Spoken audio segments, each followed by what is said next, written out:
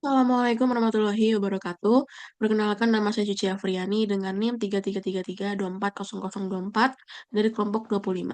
Pada kesempatan video kali ini, di sini saya akan tutorialkan dari penyelesaian persoalan yaitu pada modul rencana dan pengendalian kerja dan program dinamis menggunakan 3 software lainnya, yaitu ada software POMGM, RStudio, dan Excel. Pada kesempatan ini kita lihat terlebih dahulu soalannya.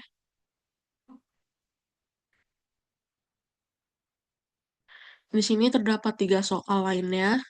Yang pertama, yang ini adalah menentukan jalur distribusi yang paling optimal agar biaya transportasi dapat diminimalkan dengan menggunakan metode forward pass. Yaitu sini adalah program dinamis. Pada soal tersebut kita menggunakan Excel. Nah, di sini terdapat uh, soalnya, dan di sini kita suruh menentukan jalur yang paling optimal, tapi menggunakan metode forward pass, yaitu dari depan ke akhir. Di mana soal tersebut kita bagi dulu stage-nya. Di sini terdapat 4 stage, yaitu dengan di sini 1, 2, 3, dan 4, yaitu merupakan 4 stage. Dan di sini akan menentukan jalur dari yang optimal dari A ke L. Yang stage pertama, yaitu kita adalah di sini um,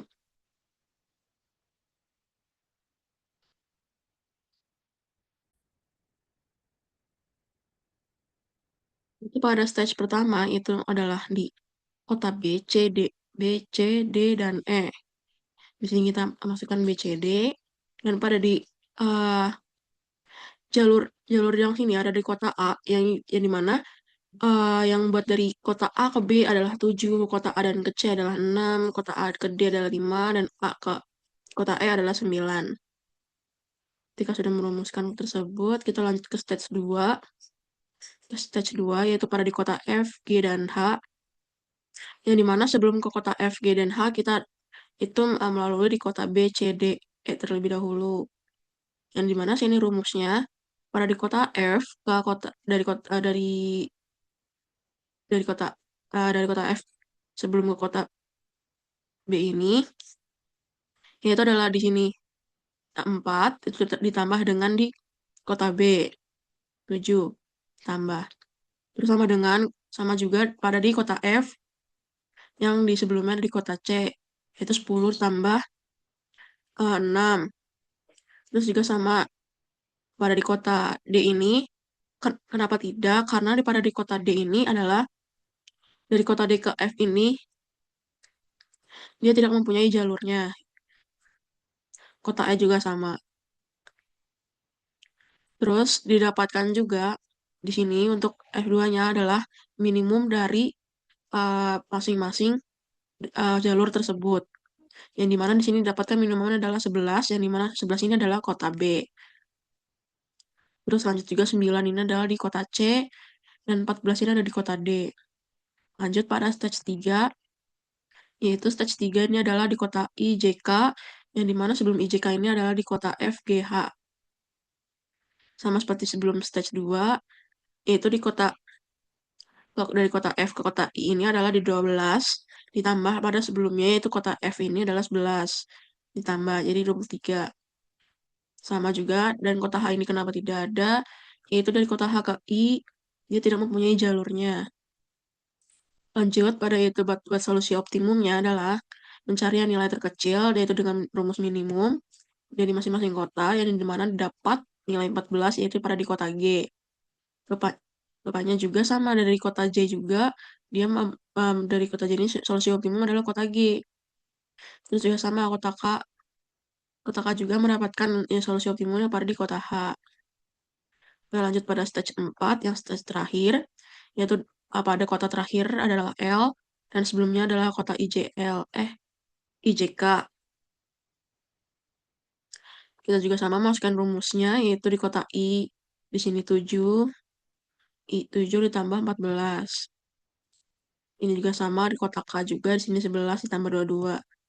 Dan pada masing-masing ini kita cari nilai yang minimum, yaitu pada di ada di nilai solusi optimumnya 21. Di mana itu kok yang 21 adalah di kota I. Dan dapat nilai yang terakhir solusi optimumnya adalah di kota I. Dan untuk mencari keputusan solusi optimalnya adalah di sini pada yang nilai sempatnya di kota I, terus kota L, terus dia nilai S3-nya di kota I, terus ininya juga di kota G, yang pertama di kota C, dan yang start awalnya itu ada di kota A, yang dimana di sini adalah A, C, G, I, L. A, C, G, I, L, yaitu ditambah 6, ditambah 3, ditambah 5, ditambah 7, 6, 3, 6, 3, 6, 3, 5, 7. 6, 3, 5, 7. Itu biaya distribusinya ada di 21. Oke, itu merupakan penyelesaian program dinamis menggunakan software Excel. Yang kita lanjut pada soal berikutnya dari nomor 2. Di sini adalah sebuah universitas sedang melakukan proyek pembangunan gedung laboratorium teknik untuk mendukung kegiatan praktikum dan penelitian mahasiswa. Proyek ini terdiri dari beberapa tahapan kerjaan yang saling bergantung dan harus direncanakan dengan baik agar dapat diselesaikan sesuai jadwal yang ditetapkan. Oleh karena itu, digunakan metode critical path method untuk menganalisis jadwal kritis proyek. Di sini terdapat aktivitasnya, deskripsi pekerjaan, pendahulu sebelum aktivitasnya, dan durasi, yaitu dalam waktu hari. Di sini kita tekan jalur kritis, metode CPM, dan hitung total waktu proyek.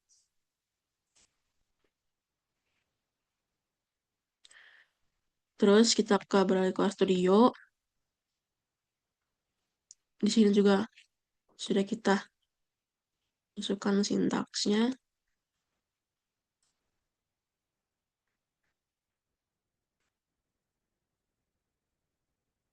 Nah,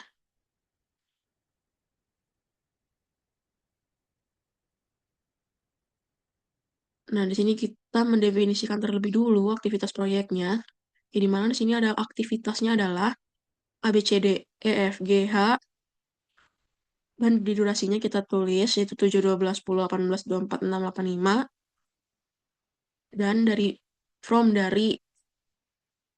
itu adalah pendahulu, yaitu A, A, B, C, D, E, F, G. Dan aktivitasnya itu adalah dari pendahulu ini dari A, berarti kita mulai dari sini berarti A ke B, A ke C, B ke D, C ke D, D ke E, E ke F, F ke G, G ke H.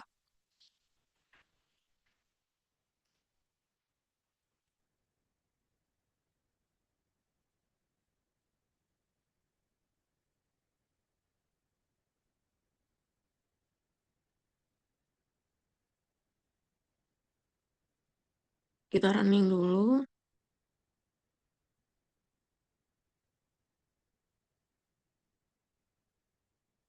Terus ini membuat grafiknya, dependence dan directednya true, karena kita ingin mencari arahnya dan menentukan jalur kritisnya itu dari A ke H. Terus kita juga menghitung durasi untuk setiap jalurnya, juga kita menentukan jalur kritisnya. Kita running.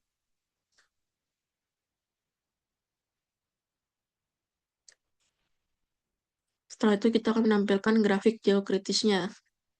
Yaitu di sini dengan sintaksnya ini, yaitu menampilkan critical path. Dan di sini adalah ukuran row size-nya. Dan di sini kita akan enter. Nah, di sini juga dapat yang dimana yaitu adalah di jalur dari A ke B, D, E, F, G, H. Jadi kita akan menampilkan hasilnya. Nah, yang dimana di sini adalah jalur kursus proyek pada metode CPM ini adalah di A, B, D, E, F, G, H, yaitu dengan total waktu penyelesaian proyek yaitu adalah 90 hari. Oke, kita lanjut pada soal nomor 3. Nah, di sini adalah kita menggunakan metode PERT, Program Evaluation and Review Technique. proyek ini mengembangkan produk, memiliki tidak kepastian waktu, dan pada beberapa aktivitas, terus ini digunakan untuk memberikan durasi proyek secara lebih realistis. Di sini di mana kita dapat aktivitasnya, deskripsi kerjaannya, pendahulunya apa, waktu paling mungkinnya, dan pesimisnya. Di sini kita juga menentukan jalur kritis menggunakan metode PERT, dan hitung perkiraan waktu penyelesaian proyek.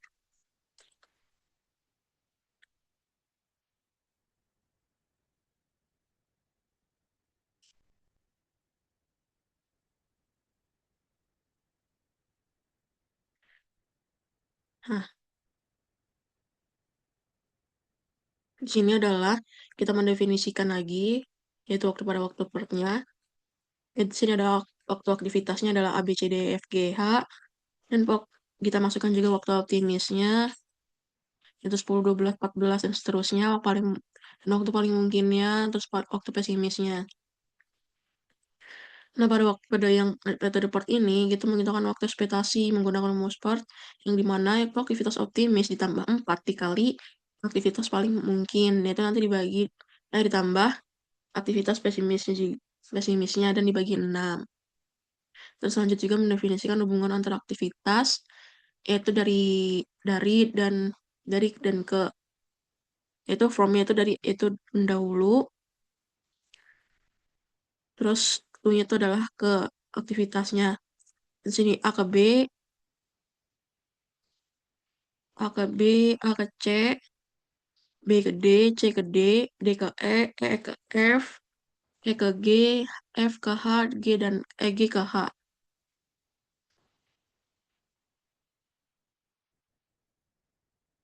Nah, di sini juga kita membuat grafik proyek, letter-nya adalah true, terus juga kita lanjut menentukan jalur semua dari jalur awal ke akhir, from A to H, menentukan durasi setiap jalurnya, menentukan jalur kritis, dan menampilkan nanti jalur kritisnya. Kita running untuk nomor soal 3.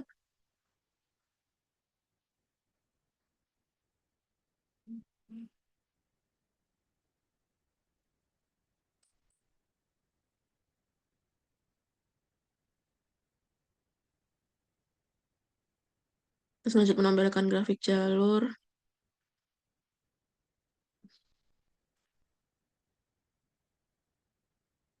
Nah, di sini adalah didapat rupanya pada jalur A ini adalah ke C, C ke D, D ke E ke F, dan ke terakhir adalah ke H. Jadi kita akan menampilkan hasilnya, itu di mana jalur kritisnya di sini juga didapat A ke C ke D, D ke E ke F, dan E ke H. Dengan total penyelesaian proyeknya adalah 122 hari. Dan berikut merupakan penyelesaian persoalan menggunakan software RStudio. Kita lanjut di sini menggunakan POM-QM.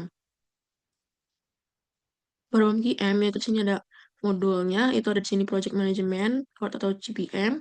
Terus yang pertama untuk CPM adalah menggunakan Single Time Estimate. Kita ganti title-nya soal 02. Terus number activity-nya adalah 8 karena dari A ke H itu adalah 8. Nah, oke.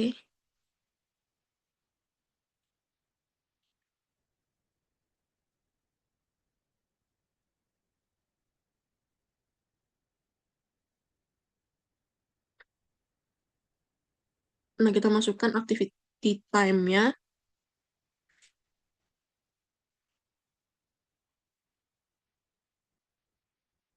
Itu ada 7, 12, 10, 18, 24, 16, 8, dan 5. Pada predecessor-nya ini ada di aktivitas itu, karena di sini aktivitasnya ada A, yaitu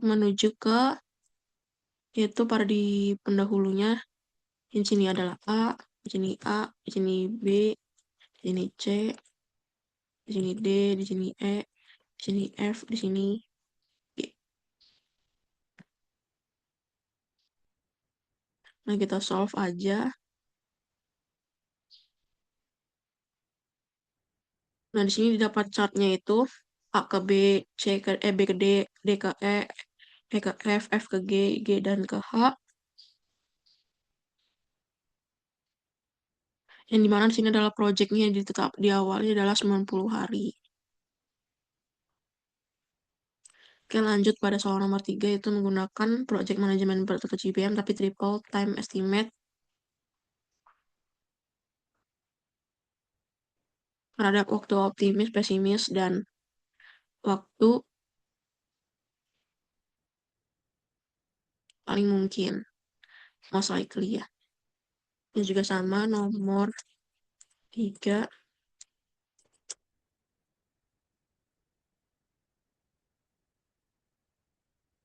sama juga di sini adalah 8, klik OK. Nah, kita masukin waktu optimis, most likely, dan pesimis time ya. Yang dimana di sini adalah 10, 12, 14, 18, 20, 16, 14, dan 10. Lanjut ke most likely-nya. Di sini 14, 18, 22, 26, 24, 20, 16, 14.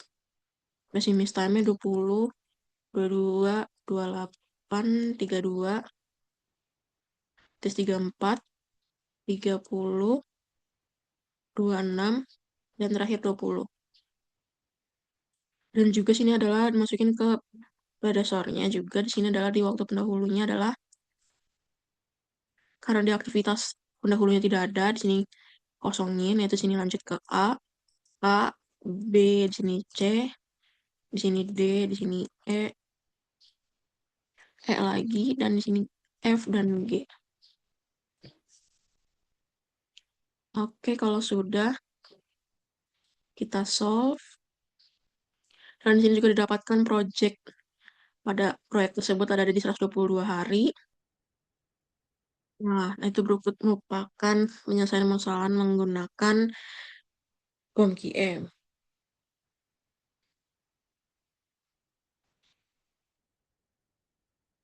Itu berikut merupakan ada penyelesaian soal perencanaan pengendalian kerja dan program dinamis menggunakan 3 software lainnya, itu ada software Studio, POMQM, dan Excel. Sekian dari saya. Wassalamualaikum warahmatullahi wabarakatuh.